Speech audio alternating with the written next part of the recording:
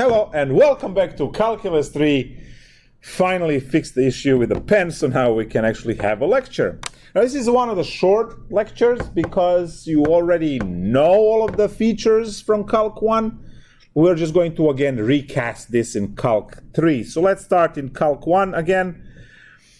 In Calc 1, to find mean and max of y equal f of x, what you do is you set f of x prime equal to 0 to get critical points. So that's your job in Calc 1. And then those critical points are either going to be minimum, maximum, and in some cases they are inflection points, and sometimes it's a vertical asymptote, but we only care when they are min or a max. So if I have the situation like this, that would be a max, and over here would be a min. Every time the tangent line has slope m equals to 0, it's a horizontal tangency, which is the reason why we set derivative equal to 0, because we want to find horizontal tangencies and deal with that. So now we are moving to Calc 3, and we're doing the same thing. We're going to set each of the partial derivatives equal to 0 to find critical points where they occur. So, definition for the critical point.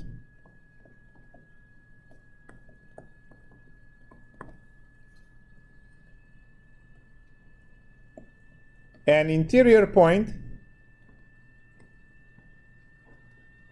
i.e. not the boundary, okay, interior point, AB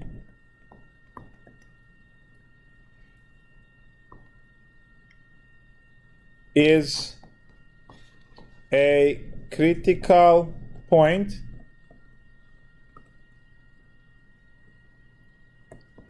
if either, number one,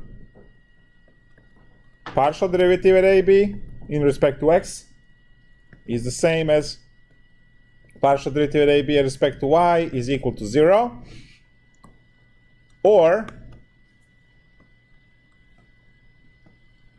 2, at least one of the partial derivatives does not exist at AB.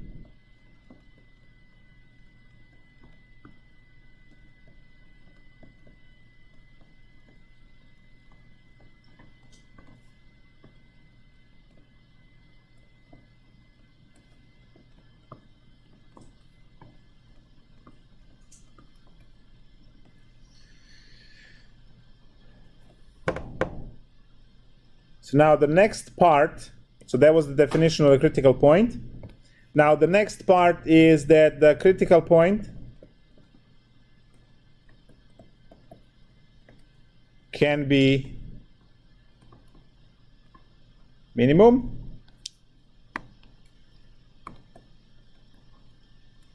could be maximum, or the new one we never had before, saddle point.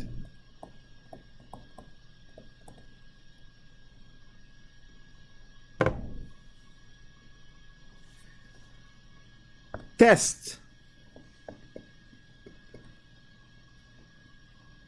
for the type of critical point,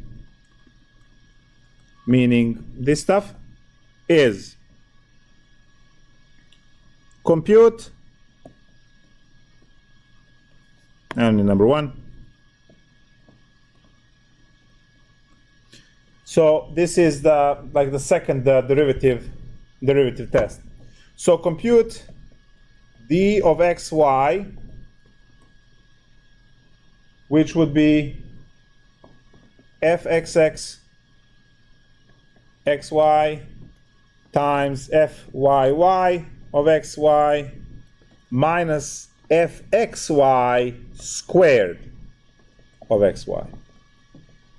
So we see the second partial in x, then the second partial in y, and then we see the mixed derivative. I'm just going to over here, we'll do that later. So now, these are the three rules. Number one, if d computed at AB is positive and fxx computed at AB is negative, then f has a local max at AB. Number two, if DAB is larger than 0 and fxxab is larger than 0, so both larger, then f has a minimum, a local minimum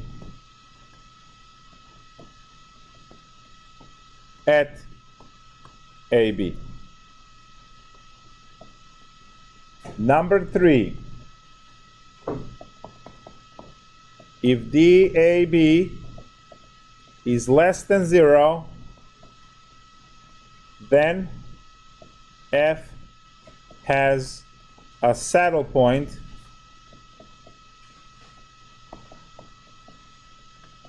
at AB. And rule number 4, if DAB is 0, the test is inconclusive.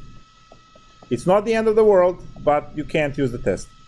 So if DAB equals to 0, the test is inconclusive.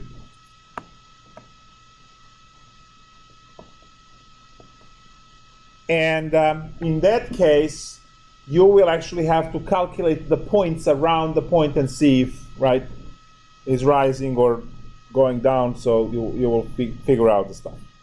What if f of xx is equal to 0? Let's say d of ab is greater than. You can look at f of fyy. Oh, so there you can switch them out this rule? Mm-hmm. Okay.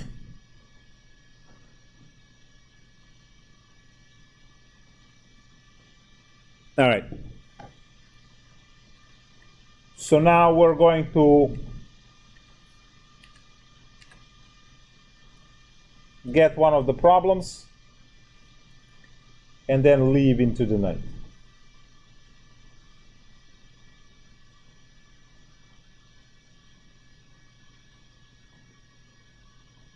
I don't know if I'm picking the one that's going to take us 10 years, but 34 says f of xy is given as x squared plus xy squared minus 2x plus 1.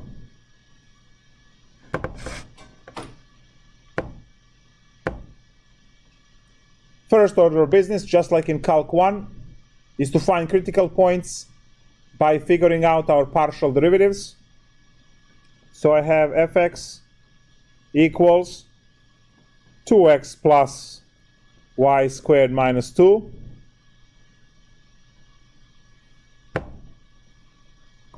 equal to 0, and fy is 2xy, and we set that equal to 0.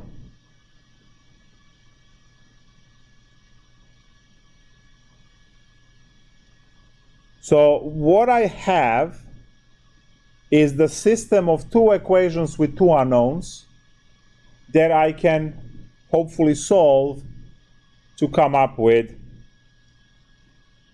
the set of points that would be critical points. So, solve. for x and y. So first equation is 2x plus y squared equals to 2, and the second equation is 2xy equals to 0.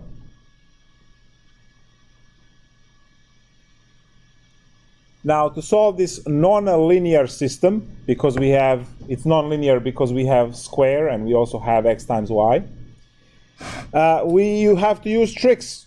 So whatever works in a book. Now from the second equation, in this case, we see that x is equal to 0 or y is equal to 0 or both, obviously. So this is something that we pick up from the second because the answer is equal to 0, right? So if x equal to 0,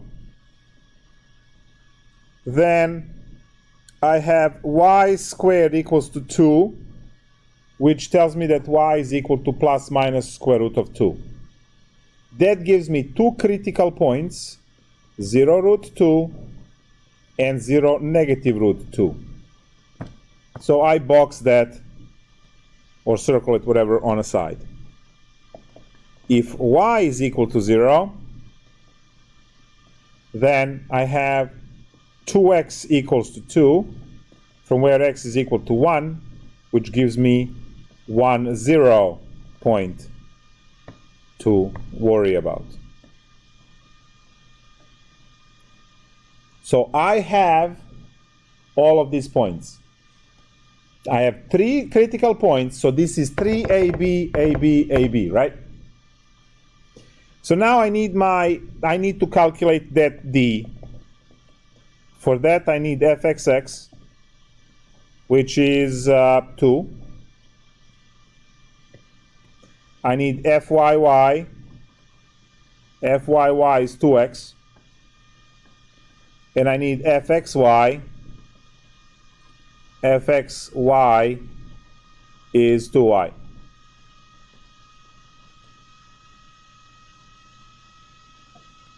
So D is equal to fxx times fyy minus fxy squared. This is equal to 4x minus 4y squared. And now I need to run this against the 3 points that I have. So for 0 root 2,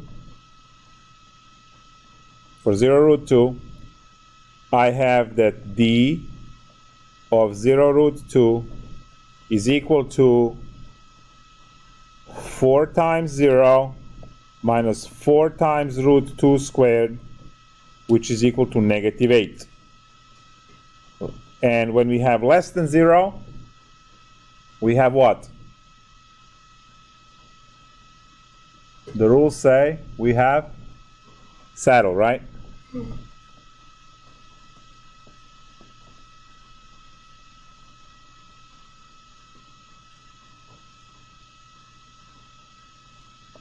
For 0 negative root 2 is going to have the same thing. 4 times 0 minus 4 times, now I have negative root 2 squared. Squared is going to kill the negative, so I still have negative 8, still less than 0, still the saddle point. So you have to memorize the formula for the second derivative test so that you can compute these values.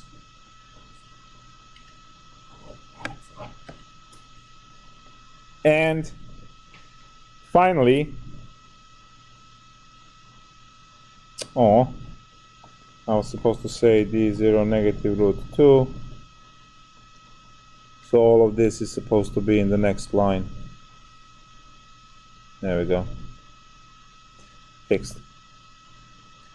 And now finally, for 1, 0, I have d of 1, 0. And d of 1, 0 is 4 times 1 minus 4 times 0, which is 4. That's larger than 0. We know fxx at 1, 0, well, it was always 2, so that's larger than 0. And then 2 larger makes the minimum.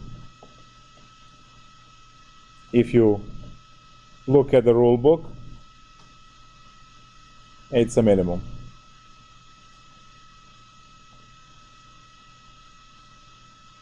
So we have 2 saddle points and the minimum point. 0, root 2, and 0, negative root 2 are both saddle points. 1, 0 is a local minimum. And that will be your answer, clearly stating